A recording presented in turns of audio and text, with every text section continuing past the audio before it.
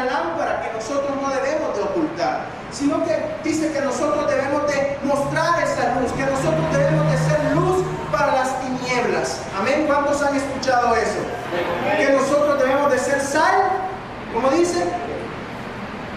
Ay, hermano, ¿quiénes vienen a hermenéutica? Debemos de ser sal para la tierra. ¿Por qué? Porque nosotros somos quienes sazonamos este mundo y le damos sabor, le ponemos el gusto a la vida. ¿Qué quiere decir eso? Que cuando el Espíritu Santo viene a morar dentro de nosotros, cuando Dios viene a morar a cada uno de nosotros, nosotros aprendemos a vivir la vida conforme a los principios de esta tierra. Nosotros aprendemos a vivir conforme ya no nuestro propio gobierno, sino que el gobierno de Dios. Y quiero que vayamos a 1 de Samuel, capítulo 2, verso 30. La honra que trasciende. Dígale a la persona que tiene al lado. Hoy vamos a aprender sobre la honra. 1 de Samuel, hoy vamos a aprender sobre la honra. La honra es un tema muy importante. Honrar a nuestra familia, honrar a nuestros padres, honrar a nuestros jefes, honrar a nuestros pastores, honrar a la iglesia y sobre todo honrar a Dios. Y es de la honra que vamos a hablar esta noche. 2 y verso 30, versículo 2, capítulo 2 y verso 30. ¿Cuántos lo tienen? Amén. Dice la palabra: por tanto, Jehová el Dios de Israel dice: yo había dicho que tu casa y la casa de tu padre andarían delante de mí perpetuamente. Mas ahora ha dicho Jehová: nunca yo tal haga, porque yo honraré, lea conmigo, porque yo honraré a los que me honran, y a los que me desprecian serán tenidos en poco. Es bien importante ver que la honra va ligada con ver de menos a alguien. ¿Por qué? Porque la palabra honra, el principal término en hebreo que se traduce como honra, significa peso. Por eso cuando nosotros estudiamos sobre la honra, nos damos cuenta que tiene que ver con la gloria de una persona y sobre el peso, no físico de una persona, sino sobre el peso, el valor que esta persona tiene sobre la vida de los demás y el impacto que esa persona tiene para mí. Es importante entender cuál es el peso de gloria que tiene Dios sobre mi vida, cuál es el valor que yo le doy a Dios en mi vida. Por eso cuando Samuel escribía este libro, cuando se estaba hablando sobre la honra, Samuel llevó una palabra al profeta Elí y él dijo: yo honraré a los que me honran, pero a los que me desprecian también los despreciaré. ¿Por qué? Porque estamos viendo la ley de la siembra y la cosecha reflejada en este versículo. El sacerdote Elí no había honrado a Dios con su familia. El sacerdote Elí no estaba honrando a Dios poniendo en orden su casa. Los hijos de Elí estaban haciendo desorden en la casa de Dios, acostándose con prostitutas y acabándose el dinero de las ofrendas. Y es importante ver que Dios ya le había mandado una orden al profeta Elí diciendo: pon en orden tu casa. Quiero decirle, mi amada familia, que usted y yo no debemos nosotros no somos los sacerdotes Elí. Usted y yo no somos como Elí, sino que tenemos que poner en orden nuestra vida y empezar a honrar a Dios con todas las áreas de nuestra vida, de nuestra familia y de nuestra casa. Es importante saber lo que pasó versículos antes de que Samuel le dijera esto a Elí. Samuel, en ese mismo versículo nos habla de que había una mujer, había un hombre llamado Elcana. Este hombre tenía dos esposas. Una era Penina y la otra era Ana. Una le había dado hijos y la otra no le había dado hijos. Ana era una mujer estéril. Y es bien importante ver por qué el Señor dejó ligados estos versos. Porque cuando el Señor le dijo a Elí: tu casa ya no me servirá porque me han deshonrado, sino que yo he escogido a otro, y ese otro era el profeta Samuel. Esta mujer llamada Ana había tomado la decisión de honrar a Dios, y más adelante vamos a entender por qué esta mujer había tomado la decisión de honrar a Dios. Esta mujer, mis amados hermanos, subía cada año a llorar a Dios porque ella tenía un problema físico, tenía enfermedad, esta mujer era estéril, pero ella conocía a un Dios vivo que podía restaurar y sanar la esterilidad, que podía quitar cualquier problema que ella tenía. Y es importante saber, y algo que Dios me hablaba, era de que cuando nosotros honramos, nosotros quitamos toda esterilidad. Porque cuando la tierra es estéril en tu casa, cuando la tierra es estéril en tu familia, cuando la tierra es estéril en tu negocio, cuando tus hijos son estériles, cuando hay áreas de esterilidad en nuestra vida, es porque también hay una área de deshonra. Porque la Biblia deja claro que lo que da fruto es lo que es honrado. Yo honraré a los que me honran, dice el Señor. Y ese es un principio fundamental que no solo está vigente para el antiguo pacto. En las escrituras, ese mismo término hebreo que se traduce como honra, como te dije, también se traduce como gloria. Ahora, la pregunta es, cuando alguien importante llega a tu casa, tú tratas de mantener todo limpio. Tú tratas de que todo esté impecable, tú tratas de que todo salga bien, porque vas a recibir una visita importante. Y después de Jesucristo, nosotros ya no recibimos una visita, sino que Jesús vino a morar dentro de nosotros. Entonces es importante que nosotros estemos honrando al Señor a cada momento. Por eso la palabra dice, yo honro a los que me honran. Entonces, si nosotros hemos identificado que hay áreas de esterilidad en nuestra vida, es importante que también identifiquemos qué áreas hay de deshonra. Porque la deshonra me va a llevar a más trabajo. La deshonra me va a llevar a seguir dando vueltas en el desierto. La deshonra me va a llevar a no salir del desierto, a seguir en áreas de esterilidad. Esta mujer, si ella no hubiera tomado la decisión de honrar a Dios, hubiera seguido subiendo a orar y a llorar cada año, y Dios no le hubiera respondido.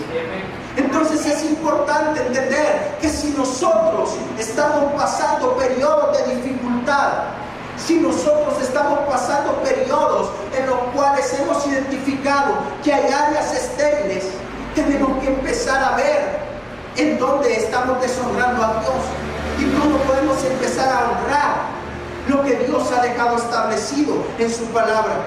Este hombre llamado Elcana tenía 2 mujeres. Él era la cabeza de esa casa y él no había honrado a esta mujer llamada Ana.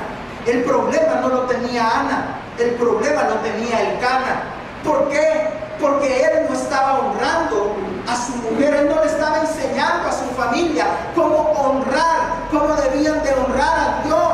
¿Por qué? Porque él tenía 2 mujeres y aunque ese tiempo era permitido por la dureza de los corazones del hombre, pero Ana no se sentía amada. Entonces es importante entender que esta mujer llamada Ana comprendió un principio sobrenatural. Ella dijo, si mi marido, si mi esposo no está honrando a Dios, yo sí lo voy a honrar. Y esta mujer subió a orar. Y el Señor y el sacerdote le llegó y le dijo, mujer, tú estás borracha, deja tus penas para tu casa. Y ella le dijo, no estoy borracha. Y él le respondió, que el Señor te bendiga y te cumpla lo que tú estás pidiendo. Esta mujer en ese momento rompió con la esterilidad, porque cuando el hombre le dijo, tú estás borracha, esta mujer pudo haberle resultado al sacerdote Elí de una manera grosera o pésima, como muchas veces nosotros resultamos cuando no se cumple lo que nosotros queremos, cuando estamos postrados, orando, intercediendo, ayunando, buscando de Dios y las cosas no salen bien. Pero esta mujer tomó una actitud de honra, aunque su esposo no le estaba honrando porque tenía 2 mujeres. Ella dijo, yo voy a honrar a este hombre de Dios, yo voy a honrar al sacerdote Elí, sin importar los errores que él tenga. Porque en ese verso más adelante nosotros notamos que el sacerdote Elí es desechado. Y sin importar lo que el sacerdote Elí estaba haciendo, esta mujer tomó la decisión de honrar a Dios y honrar al sacerdote Elí. ¿Por qué? Porque ella había entendido que la honra trae un peso de gloria diferente. Y si nosotros queremos quebrantar la esterilidad en nuestra vida, tenemos que entender que debemos de quebrantar también la deshonra. Tenemos que quebrantar áreas en las que estamos siendo nosotros, muchas veces por desconocimiento o porque no queremos honrar a nuestras autoridades o porque no queremos honrar a Dios. Esto que esta mujer hizo es importante porque ella acababa de conocer un principio fundamental y era el de la honra. Ella tomó la decisión de entregar a su primer hijo. El Señor le dijo: tú vas a ser bendecida y tu petición te sea concedida. Pero el sacerdote no sabía cuál era la petición de ella hasta más adelante. Pero ella prometió y ella dijo: Señor, si tú me das un hijo, yo te lo voy a dar a ti. ¿Por qué esta mujer estéril tomó esa decisión? Si era estéril y lo que ella más deseaba era tener un hijo, es porque ella sabía que si lograba romper con la esterilidad, iban a venir muchas más bendiciones. Y es lo que tú debes de comprender esta noche. Tú y yo debemos de entender que si logramos romper la esterilidad en las áreas de nuestra vida que no hemos logrado avanzar o salir del desierto, van a venir muchas más bendiciones. Esta mujer dijo: yo voy a entregar a Samuel, yo voy a consagrar el primer fruto para Dios, yo voy a apartar la parte que a Dios le corresponde y se la voy a entregar. Cuando esta mujer hizo eso, vino una bendición aparte. ¿Por qué? Porque más adelante estudiamos en la palabra que esta mujer tuvo 5 hijos. Entonces es importante ver que la honra quebranta la esterilidad. Yo no sé qué áreas de tu vida pueden estar estériles. Yo no sé qué áreas de tu vida pueden estar muertas. Yo no sé qué áreas de tu vida pueden no tener frutos. Yo no sé cuáles son las áreas de tu vida en las que has estado luchando, en las que has estado tratando de quebrantar yugos de maldición que posiblemente heredaste de tus padres. Pero Dios te da un secreto bíblico esta noche. Y Dios te dice: el secreto es la honra. Elí no honró a Dios ni puso orden en su casa, por eso él fue desechado. Pero esta mujer llamada Ana tomó la decisión de honrar a Dios, y cuando ella entregó el primer fruto de su vientre, con el que quebrantó la esterilidad, después vino una bendición más grande. El problema es que muchos de nosotros nos quedamos conformados con la primera bendición que Dios nos da.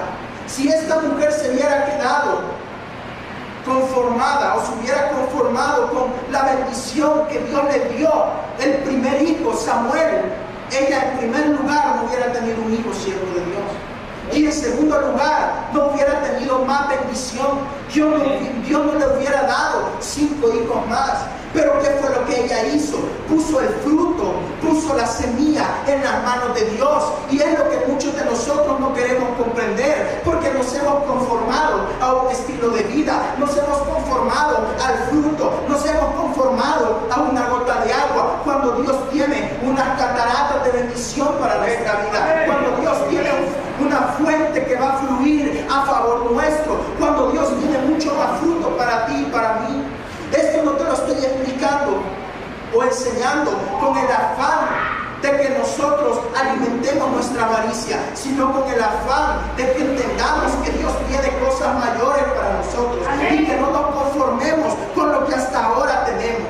Porque en el Evangelio nosotros debemos de entender que todo lo que se estanca muere. Por ello es que nosotros debemos de seguir avanzando. El Evangelio es de continuo movimiento. Por eso la palabra dice: el reino de los cielos se ha acercado. Pero Jesucristo dijo que Él nunca ha dejado de trabajar. Él siempre continúa, Él siempre sigue predicando, Él siempre sigue sembrando la semilla. Él es el sembrador que esparce esa semilla. Y esta noche esa semilla está siendo esparcida en tu corazón, para que tú y yo logremos comprender que si nosotros honramos, vamos a quebrantar áreas de maldición en nuestra vida. Cuando nosotros ponemos un fruto en las manos de Dios, así como el Señor le dijo a Adán: puedes tocar, puedes comerte todos los árboles, todos los frutos de todos los árboles, pero ese no te lo puedes comer. ¿Qué es lo que el Señor estaba probando en Adán? En primer lugar, la obediencia. Y en segundo lugar, le estaba enseñando que hay un fruto que no podía tocar, porque ese fruto lo mantenía en el huerto del Edén. Ese fruto lo mantenía comiendo de lo que Dios había sembrado para él. Ese fruto lo mantenía dentro del huerto que Dios había plantado. Adán en ese huerto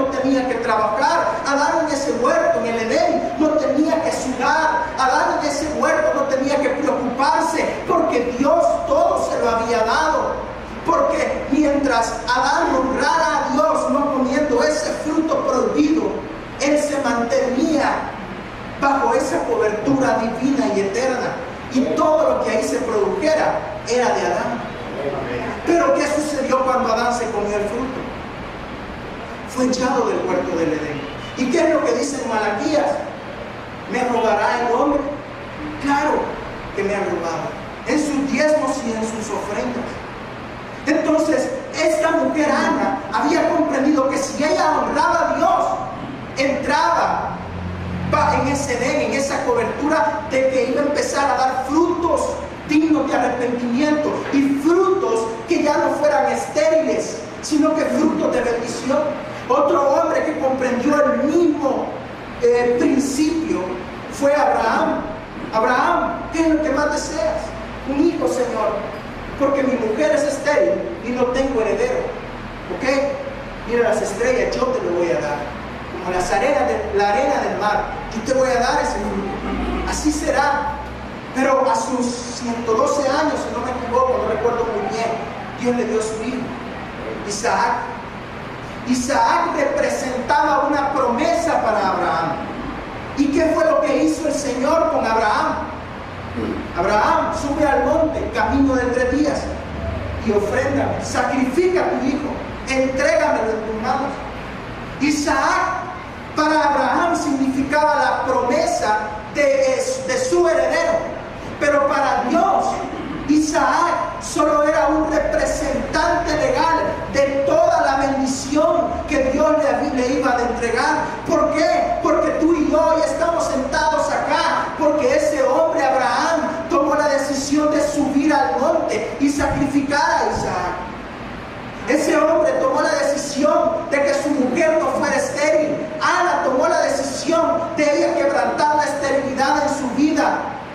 Entonces, tú y yo esta noche tenemos que tomar una decisión de honrar al Señor y de quebrantar la esterilidad en nuestro negocio, de quebrantar la esterilidad en nuestro trabajo, de quebrantar la esterilidad en nuestros hijos. ¿Por qué la esterilidad es tan mala y comparada con la deshonra? Porque para este pueblo era comparada con una maldición. Entonces toda área que nosotros tengamos estéril es maldita porque hemos deshonrado a Dios en alguna otra área. Entonces es importante que así como Abraham hoy subamos al monte, es importante que así como Ana subamos y le digamos: Señor, aquí está Samuel, aquí te lo entrego, Señor. Esto, mi amado hermano, es un periodo diferente porque estamos en un periodo de gracia. Ya no caminamos con el mar abierto, sino que caminamos sobre las aguas, confiando en Dios y por fe.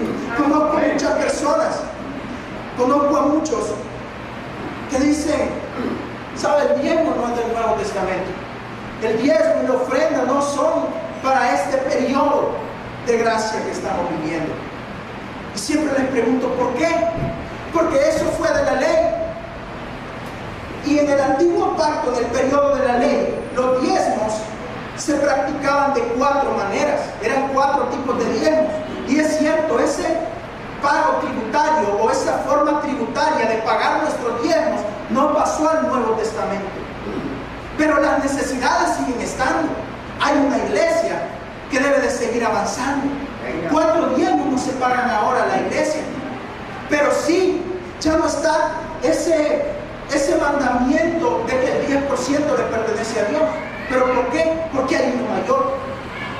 Todo le pertenece a Dios. No solo el 10% le pertenece a Dios. Todas esas personas que dicen que el diezmo es porque los pastores se lo están robando, que el diezmo no se lo debo de dar, que yo solo debo de ofrendar, es porque siempre están alimentando la avaricia, es porque no queremos dar la parte que a Dios le corresponde, es porque nos la queremos quedar, porque está bien que dijera: el 10% no se lo voy a dar a Dios. ¿Saben qué? Le voy a dar el 11%.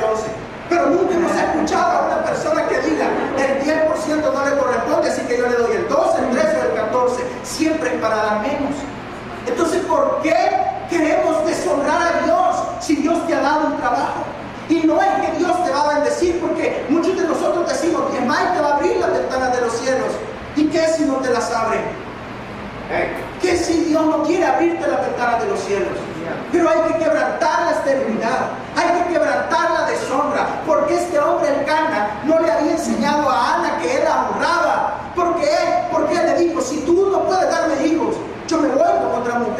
y trajo a Penina. Abraham hizo lo mismo.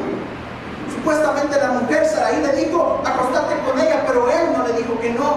Entonces siempre vemos un principio de deshonra, porque nosotros siempre vamos de continuo al mal. Dios busca uno bueno, dice la palabra, y no lo encuentra.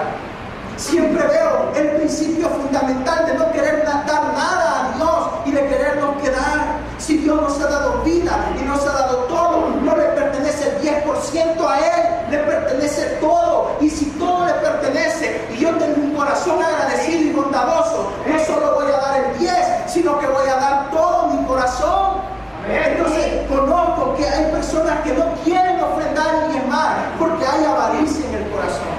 Y la avaricia me lleva a la esterilidad y a la pobreza. Y sin alimentar las ventanas de los cielos, sin alimentar que quiero hacerme millonario. Porque hermano, tú debes de dar, te bendigan o no te bendigan. Tú debes de dar porque Dios te ha dicho que lo hagas. Tú debes de dar porque Dios ha estado contigo todos los años de tu vida. Tú debes de dar porque tienes un corazón agradecido y porque hay un lugar donde se te alimenta con palabra, porque hay un lugar donde cuando has venido triste has recibido una palabra de bendición. Y no quiere decir que eso tenga un valor económico, sino que hay un mantenimiento. Y nosotros debemos de entregarle a Dios la parte que a Él le corresponde.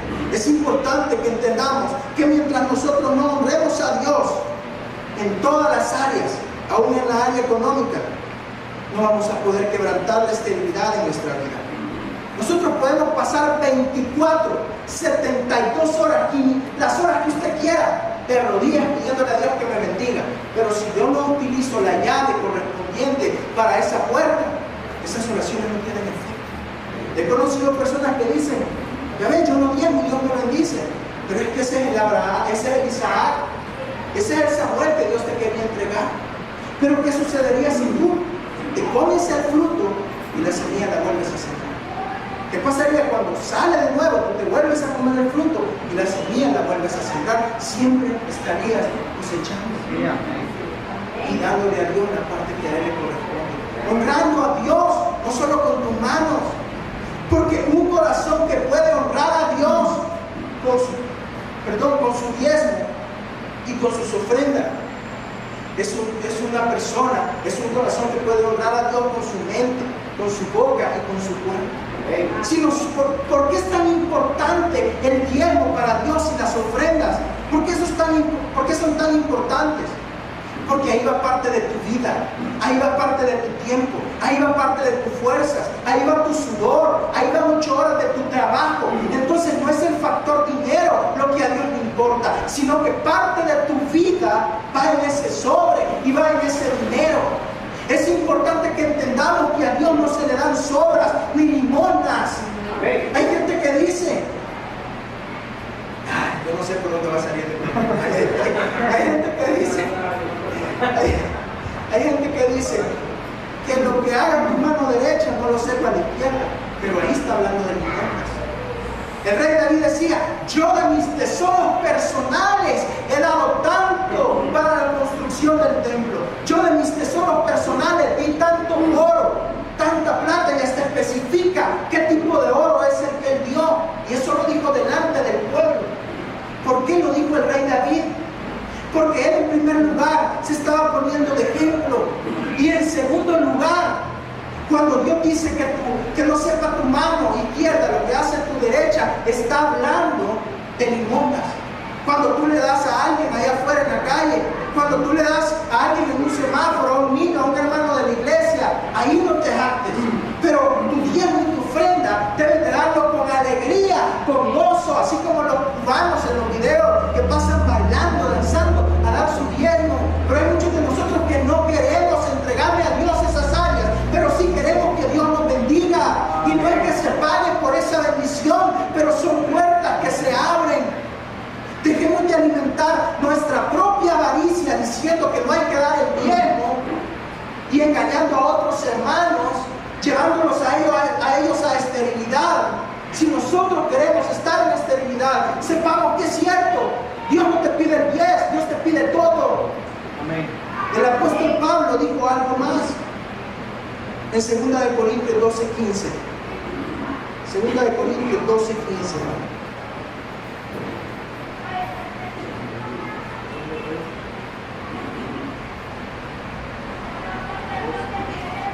Dale un fuerte amén cuando lo tenga. Amén.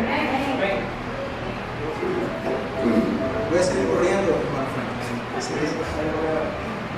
Segunda de Corintios 12, 15. Fíjense esto que dijo el apóstol Pablo, porque esto es ya del nuevo pacto. Dijo el apóstol Pablo: y yo con el mayor placer gastaré lo mío, y aún yo mismo me gastaré del todo por amor de vuestras almas, aunque amando más sea amado menos. Entonces, hay tres niveles. El primero, los que ofrendan. No, yo ofrendo, realmente no me alcanza el tiempo, no me alcanza para diezmar. Entonces, déjeme decirle que a usted